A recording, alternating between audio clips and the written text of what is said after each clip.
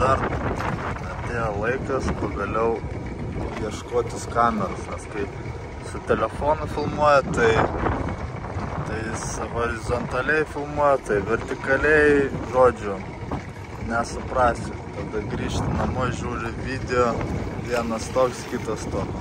Dar vienas dalykas, kad tiesiog, kai sušlampa, neina paspausti. Neina ekraną paspausti, touch screenas nebeveikia. Vargsti belia kaip Siri, atidaryk kamerą, prašai ir taip toliau, žinai, ten. Vėliau zoomą reguliuoti irgi nebeina. Nu, to pasakoja reikia jau tikrai žiūrėti kamerą, povandeninę žūklę, pafilmuoti viską, žinai. Bus tikrai smagiau ir pačiam prisiminimų bus ir tiek jums pamatyti, koks čia iš tikro rojaus kampelis. Tai va, jau kontūrai, klietkelės. A?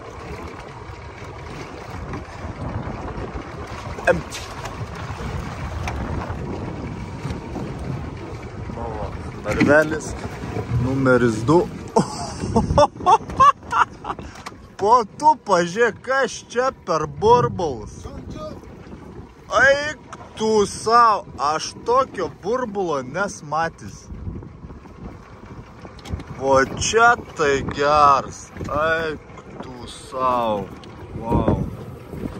Wow. Čia tai... Žodžiu, karpis lindo kai reta ir panašu, kad bus karpis. Indijos vandenino karpis. Geras dydis.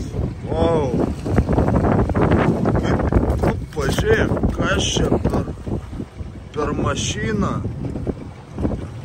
Koks plūdurs. Eik tu sau. Tai įsivaizduokit, tokių žuvų jos gyvena tuntais.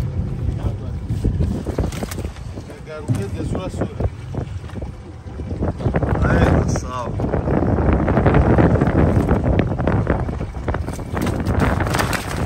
Tu pažiūrėk, vos nesuvalgė manęs. Kokio dydžio?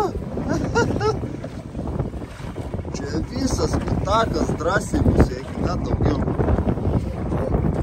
Čia tai geras. Čia tai, sakau, didžiausia pakalka žuvis, kokią ištraukti. Čiukas numeris 2 užvaldė pasaulį. Tu pažiūrėk, ant jau kelio tokį. Tu geras, tu būsi moralinis karpis. Nes paršas, konkrečiai. Tiesiog, žiūrėk, mano tapkė.